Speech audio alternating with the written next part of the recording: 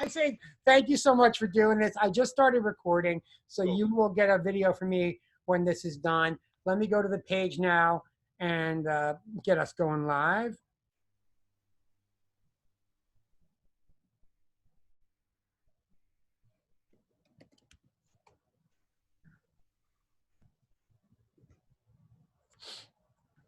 And then also, what I'll do is when you're speaking, I'm gonna actually mute my microphone at that time.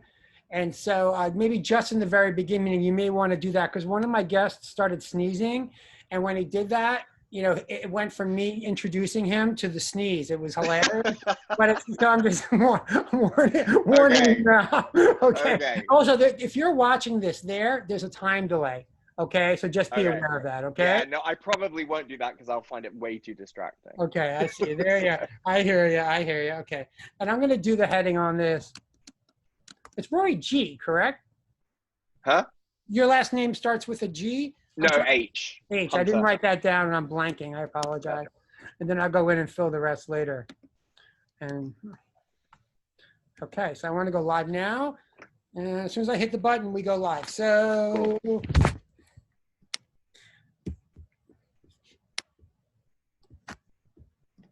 hi, I'm Tom Shanahan. I'm here at Meet a Member on the Sober Gay Singles page. I'm really excited to have a special guest here tonight from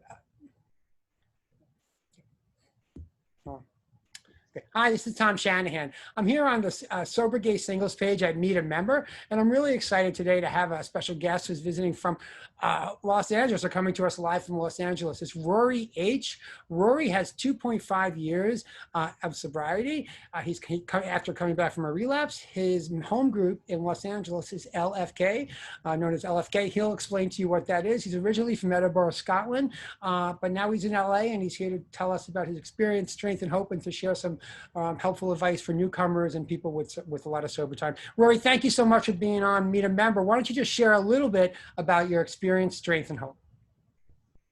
Hey everyone, thanks Tom. Yeah, I'm happy to. It's really great to be asked to do this. I love being of service in these new digital times.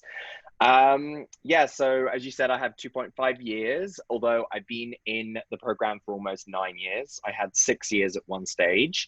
I had a really great first stint in recovery, and my relapse really came about kind of out of surprise around prescription medication, which is a whole other story in itself.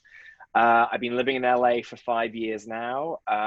I'm very well connected to the community out here. I actually originally got sober out in LA 9 years ago, as my uncle who lives here kind of was my Eskimo into the program. I lived in London for a long part of my early sobriety. I helped found CMA out in London, and now it's a really thriving fellowship over in London.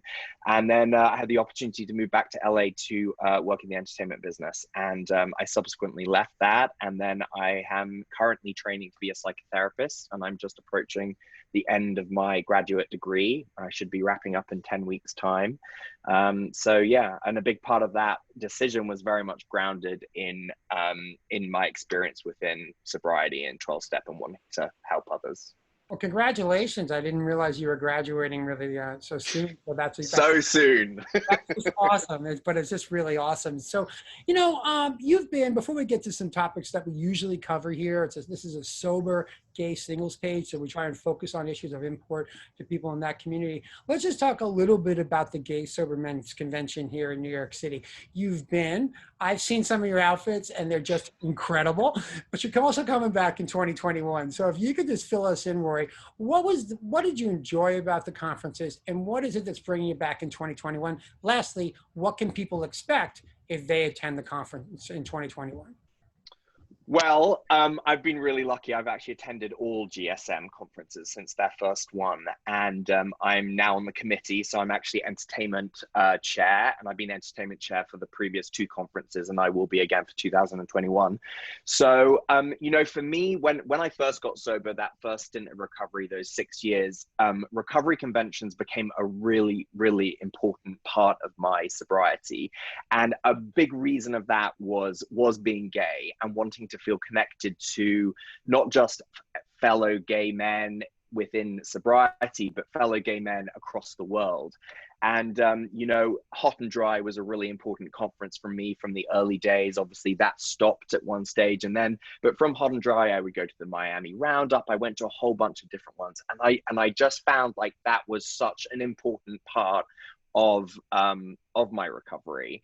And you know, that I met friends there who are still my friends today, and and I kind of am blessed to have like a network of sober gay men in cities all across the world. So whenever I travel, it's so easy for me to connect into local meetings, local fellowships, because we kind of are blessed with that, and I love that about the conferences. You know, a lot of the conferences I've attended, you know, there's a skew towards helping us with the issues that we deal with, and a big part of that is sex in recovery, dating in recovery, all of the topics that, you know, we initially find challenging, I think, as newcomers. And GSM, obviously, you really took that on board, especially since GSM deliberately chose to have their conference at the same time as New York Pride. You know, they really recognized the need to that some of those events were often the the venues or the weekends that we would spend absolutely trashed, and they wanted us to have a different experience. And that was really unique to me, you know, the idea of having it in conjunction with a, you know, regular LGBT kind of event, and especially New York, you know, the home of Pride. So, you know, I've really enjoyed being part of the conference. As I said, I've been for the last 3 years, so obviously I have 2.5 years sober. So they really stuck by me during that relapse. I was already involved in a service capacity, and you know, it was the early days of the conference too, and they were trying to get set up. They recognized the struggles that some of the members were going through, and I was shown a whole bunch of love and support. I really love the challenge that GSM have in that the committee are located all over the states, and that, you know, we're not all locally based, so we have to really develop friendships in a different way that other conferences, local conferences do. And that really speaks to forming healthy, sober relationships with other gay men, which is sort of so essential for my recovery. I'll tell you, I got a couple of comments over the last couple of weeks that we've been doing Meet a Member from people who are new to the page, who said they were intimidated to come to the conference because they would be coming by themselves. Any thoughts on that? Any message to those people? I mean, I completely understand that fear. I think it's scary coming to any conference, and I think just coming to New York, like New York itself is quite an intimidating city, especially during gay pride. There's a lot going on, there's a lot of energy. But in many ways, I think I'm very much guilty of seeing images on social media and building up in my mind this idea of what I think something's gonna be. And it's never positive. It's always like, the way I construct it in my head is deliberately to make myself feel bad, less than, and all of this. So I think if you recognize that that's something that maybe you're guilty of anyway, maybe you're applying that same thinking to the way you perceive a conference. We try to do all we can at the conference to build bridges between people who are either there by themselves or who have never attended before. We have so many social events deliberately designed to bring new members together. And obviously we're a new conference, so every year we have a lot of people that have never attended before. You know, it wasn't like Hot and Dry that was going, you know, every year for 25 years and you had sort of the same contingent of people that would go. With GSM, you know, we were growing so much each year. There were always a lot of new, fresh faces. So what I would say is you're never going to be the only new person there. And that the way we construct the program is very much deliberately to look after people who are there by themselves or have nervousness within the area of socializing. I can vouch for that because I've been to the conference a couple of times by myself, and you know, I've always been made to feel really, really comfortable. When people walk into the events, there's greeters there. Right. I remember when I was new to recovery, when I would walk by a place that had a 12-step meeting that I didn't want to go into, they'd have people outside and they'd make eye contact with you like, hi, come on in, you're welcome. But it's the same thing at the conference. conference, everywhere you go. And I do think one of the things that you've said really stands out to me as well. The self-care side of this conference, I think, is unparalleled. I mean, just for me, I can say that. I'm just really amazed by the depth, body dysmorphia, all the topics Right. covered, ageism in the gay community. That's a huge issue, oftentimes just ignored and not discussed. But at this conference, it's actually on the table. And I just found Right. that to be really enlightening. I've never seen anything like that at any other conferences or roundups or those kinds of things. Not that they don't happen, I just haven't seen it. And so that really got me Mm-hmm. excited. So let's get to, you 2.5 years back from a relapse. So you were a newcomer just recently again after you had those 6 years of sobriety. So don't speak in theory. Speak in real terms. What were the things in your first year back that enabled you to lay that solid foundation for this 2.5 years and hopefully many more to come? Let's just talk about that first year back. What'd you do? Well, I did things very differently this year, this time, sorry, round, because the first time I got sober, I think, and that, you hear this in meetings, like the first time I got sober was definitely a gift, and I definitely found it a lot easier.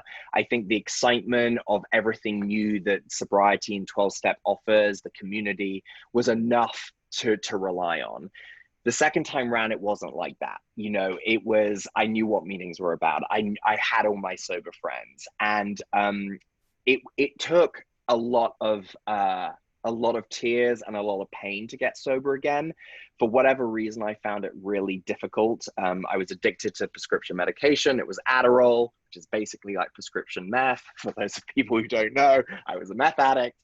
And I really had to do things completely differently. Now, one of the big things that I identified really, and I knew when I was using, but I was more honest about it when I went to treatment, was a reason why that Adderall did the trick is that it just created that connection that for some reason my life just lacked, and I was doing a job that just didn't allow me to connect with my sober friends, the fellowship meetings. I became very disconnected, very spiritually unwell, and then suddenly I had this medication that made all that go away, plus it gave me that sexual thrill that meth did. And I had to recognize, like, why was that the thing that I wanted? Why was I searching for that intimacy, that connection with people? Why was that the thing that was so important that I thought was going to fix me? And so I really had to make some difficult choices in that first year. And I listened to my friends, I listened to my sponsor, I listened to the people that had known me before when I had long-term sobriety, had seen me do different things in sobriety, and I was willing to trust them. And many of them said, maybe you should take some time off sex and dating. Initially, it was a temporary thing. I was going to do 3 months, and I would renegotiate it with my sponsor every 3 months. Eventually, it turned into 18 months that I didn't have sex and I didn't date. And you know what? It was the best thing for me at that time. Now, this is coming from at it from, like, I wasn't a sex tweaker. Sex itself wasn't the trigger that made me want to use. It was the desire to be loved, to that I wasn't able to validate myself, that I was looking for it in other people.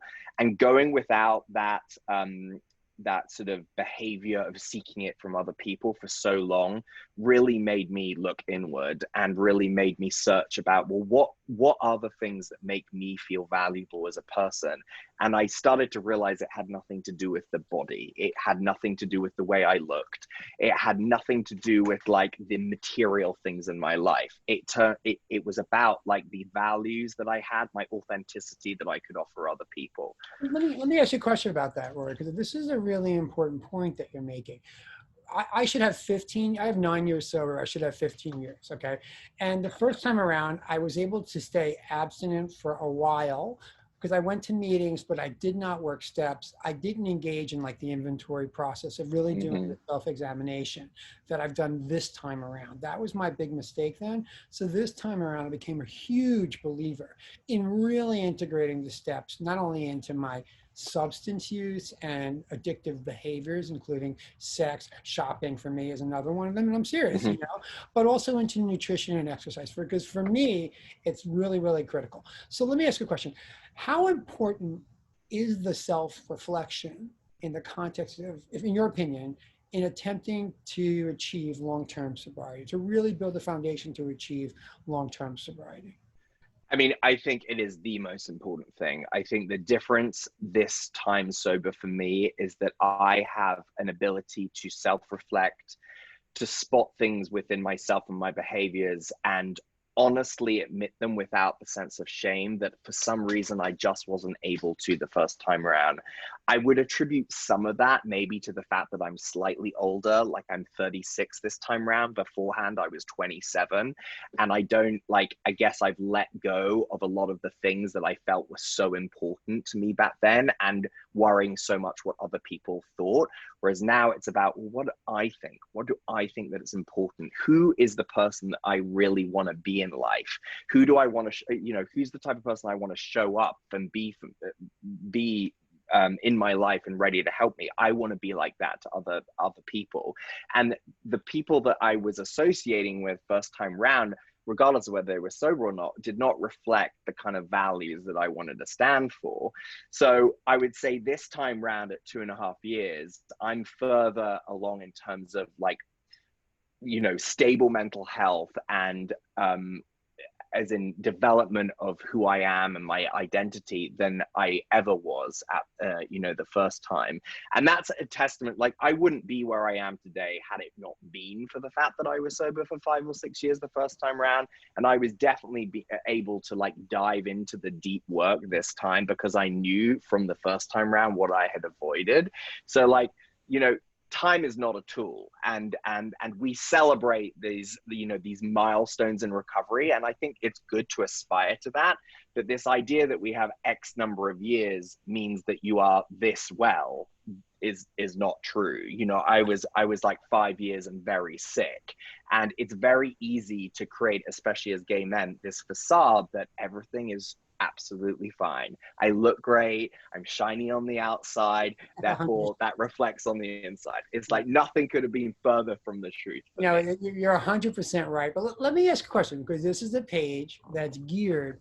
And by the way, we haven't got any questions yet, but there were lots of people saying they were going to propose to you. They were going to ask you to take your shirt off. So now everyone's gotten really shy. But if they want to ask a question, we're live right now. So come on, ask us the question. Or you can always message me, but more likely Rory, you want to talk to after we do this. But feel free, if you want to ask a question in front of everybody, do it. But here's the deal, Rory. This is a page that caters to the sober, gay, and single male. What advice, based on your experience, your 2 times around in recovery, but just your general life experience, what should they look for in a partner in sobriety? What are your recommendations in that context? But also, I don't want you to give me the recommendations because you're about to get a degree and become a psychotherapist, not the schooling, but the common sense things that you've learned as part of your journey that can really benefit people on this page who are sincerely interested in potentially looking for an intimate, emotional, not just sexual relationship. Number one, I would say is trust your instincts. I think for so long, I ignored my gut feeling about someone. And I think anyone who's even done the basic amount of work in recovery has an ability to spot things that if they have cause for concern, that would identify like a red flag. Mm-hmm. I think I've been single a long time. I will be the first to admit I have not had a relationship in recovery. And part of that is because I learned so much from my early relationships about identifying red flags and the mistake of pursuing things when they didn't seem right. I would definitely say that you have to trust the fact that the right one is out there. And I think a lot of us have this idea that, this idea that we're not good enough, or like we don't deserve enough. And however that manifests, it might not manifest quite in the full meaning of that statement, but there's truth in that in a lot of what we do. A shame around not being gay, but being addicts for the mistakes we've made, the failed relationships behind us. But I think that desperation to find love can often make us railroad those instincts that we have, that this probably isn't the right person. And for me, that's why I took that extended period of my early recovery, because I didn't think I was able to trust my instincts until I knew that the way that my head was functioning, the way that I was perceiving other people and their interest in me, was purely on the basis of self-worth, rather than like I was doing it to fulfill some need that I had. So that's why I took the pause. I would say it's not for everyone, and we all come in here at different stages of like how our addiction has manifested in relationships and sex and things like that. And I think it really has to be a personal choice with the advice of those closest to you. So I'm definitely not about mandating rules, the same rule for everyone. But I would say, in terms of an advice, is that instinct and gut feeling, I think, is key. And what are the traits? By the way, Chris B is watching. He's in Florida. He offered, when I posted your photos, he said he offered and he commented online that he would be willing to move to Los Angeles. So we'll see if he asks any questions. And also Digby, who I think is a mutual friend. Oh, I Yeah, love Digby. I know. I love Digby too. I actually met Digby more than 20 something years ago. Oh, We wow. were both still using, because we have Oh, my best friend in law school is a very close friend of Digby's. And so I met him, we were both high as hell like years ago. And I didn't see him for many years. So hi, Digby. It's good to have you watching. Well, I just want to ask you this. What character traits are you looking most for in a potential partner or someone you'd be interested in dating? authenticity is like the key, and like in terms of how that manifests, I feel confidence in who you are without the need to try to throw overstate it or reel it back, just being comfortable. And you mentioned earlier like my outfits at Pride, like part of the expression, like my outfits are a little crazy. And last year I dressed as a unicorn for the Pride, and for me the unicorn really represented owning the parts of me that aren't typically termed as masculine. Like I had to be okay that I was a multifaceted human being that is both camp and straight and mask and femme and all of these things, and that there was no shame in any of those.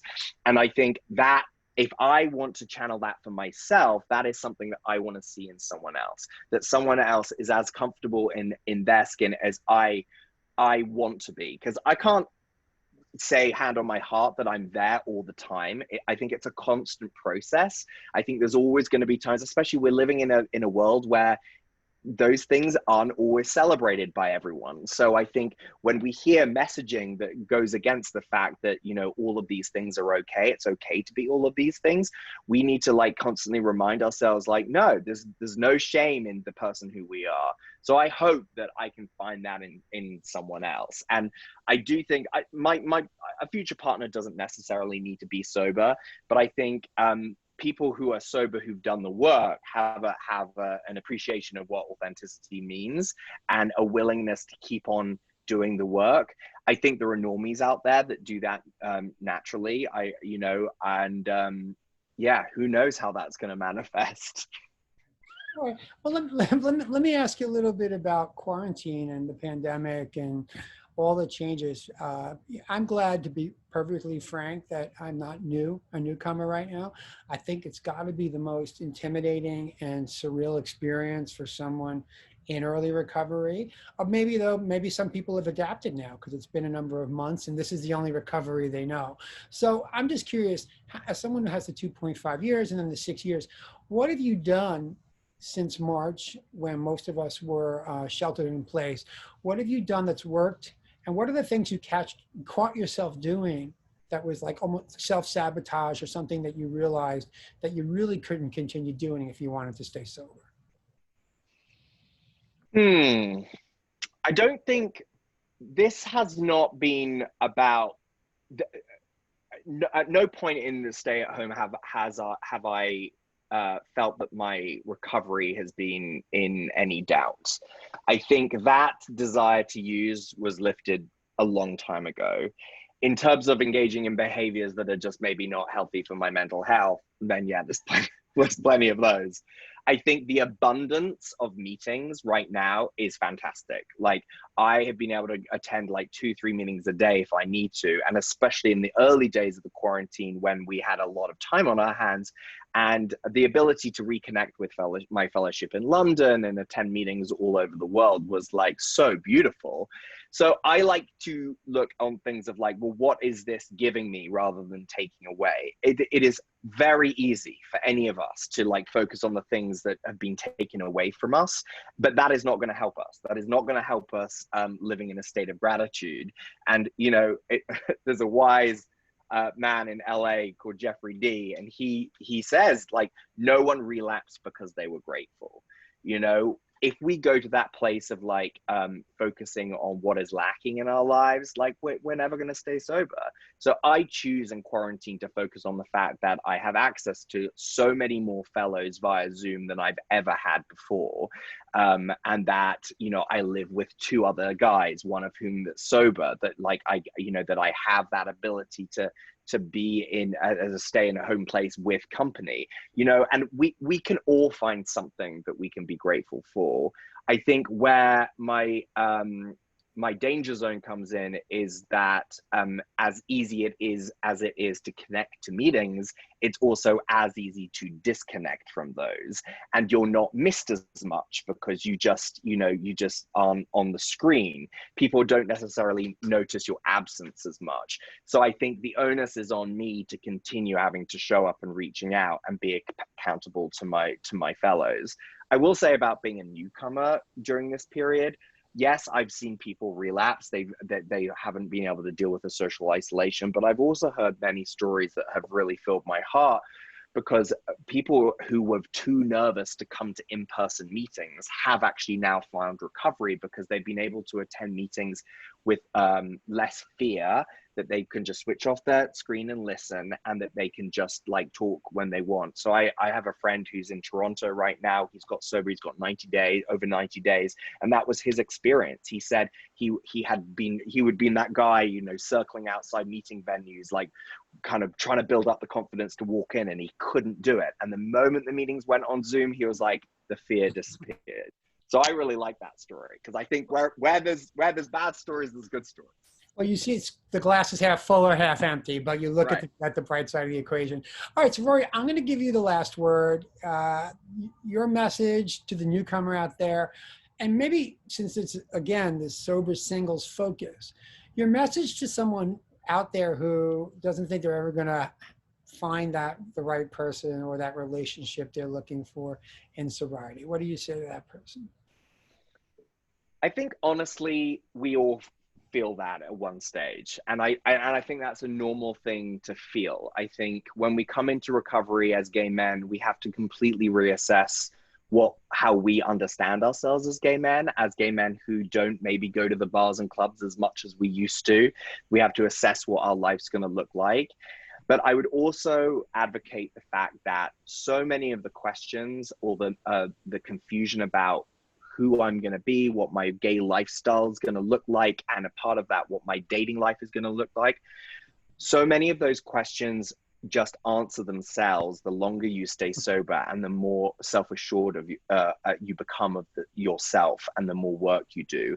And I feel like, yes, those moments come up, and I'm like, when am I going to meet that guy? But those times are so few and far between now. And because they happen so infrequently now, I can look at them and go, what's going on here? Like, is this about loneliness? Is this about like me just needing to have sex right now? Where are those feelings coming from? So I would say, if you are feeling those, I think it's really important to share about them. Reach out to your sober community, share about it in meetings, hear what other people have done to get through it, because that's where, as gay men in sobriety, I think we can all unite that those are feelings that are like forefront of our mind, are like, you know, how am I going to meet someone now I'm sober, considering a lot of our using was so wrapped up in the party scene and all of that, and how that manifests.